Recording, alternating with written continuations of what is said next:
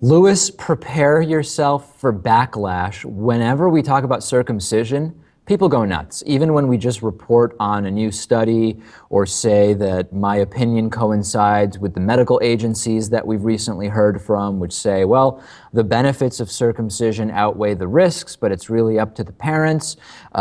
It is a topic we can't touch without incredibly outrageous feedback from all sides. Many of the arguments of anti-circumcision activists focus around, for example, well, the baby doesn't get to choose, or circumcision doesn't really prevent STDs. It's not really necessary in the industrialized modern world. There can be terrible side effects from circumcision. And among others, one from a practical standpoint is that circumcision of the penis reduces sensitivity and therefore sexual pleasure for men. There is a new study that has come back with some findings that really have the anti-circumcision crowd in a tizzy. New research reported in the Journal of Urology indicates that there are no differences in penile sensitivity for a variety of stimulus types and penile sites between circumcised and uncircumcised men. There are sort of two theories with regard to circumcision and sensitivity that some people believe lead to decreased sensitivity as a result of circumcision. One is that after circumcision, the glans penis is exposed and that this is a less sensitive area. The other hypothesis that has been put forward is that the foreskin has a high concentration of nerves and that when you remove such a sensitive area, sensitivity goes down and therefore so does sexual pleasure. Now, the researchers involved in this study considered both of these hypotheses. They also tested sensitivity by looking at tactile detection, sensitivity to pain, warmth, and heat on multiple locations of the penis. Let's take a look at the results. First, here is a quote from Jennifer Bosio from Queen's University in Ontario, who says this study indicates that neonatal circumcision is not associated with changes in penile sensitivity and provides preliminary evidence to suggest that the foreskin is not the most sensitive part of the penis.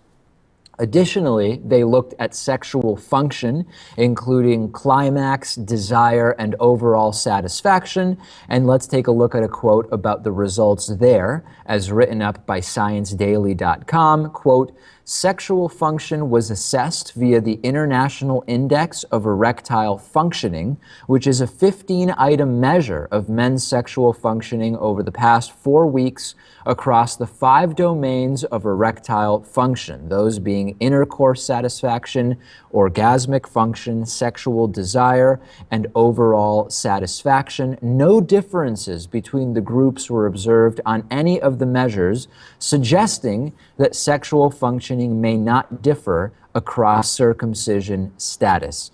Lewis, your initial reaction to these results?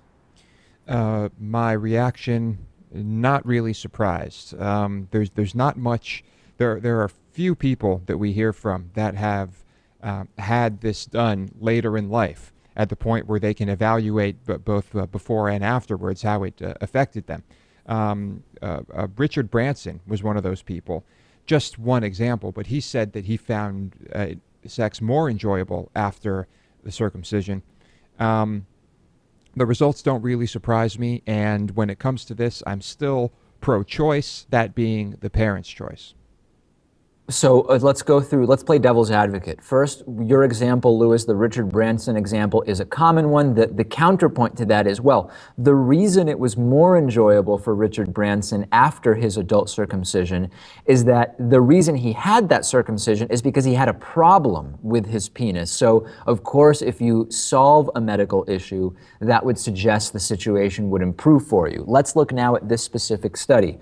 One issue with this study that is being pointed out is small sample size. And I don't mean the penis samples, I mean the number of participants. 62 men were included in this study, and some are saying it is too small a sample size to really get a sense of whether this is we can make any broad assessments based on this study. The other sort of counterpoint that's being made is, well, sexual function and satisfaction was self-reported via that 15-question questionnaire, and it could be argued that without a basis for comparison, the circumcised men may not even know what they're missing out on, so they're only reporting they're answering that 15-question questionnaire based on the only status quo they've known, which is one of the main counter-arguments that is out there, as Lewis mentioned.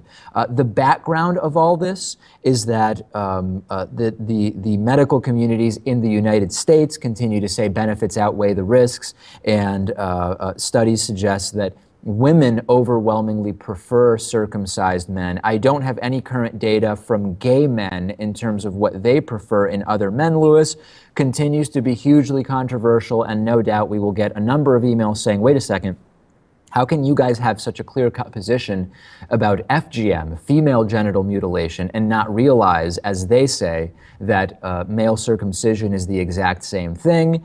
Interestingly, another study here appearing to debunk one of the claims of the anti-circumcision community.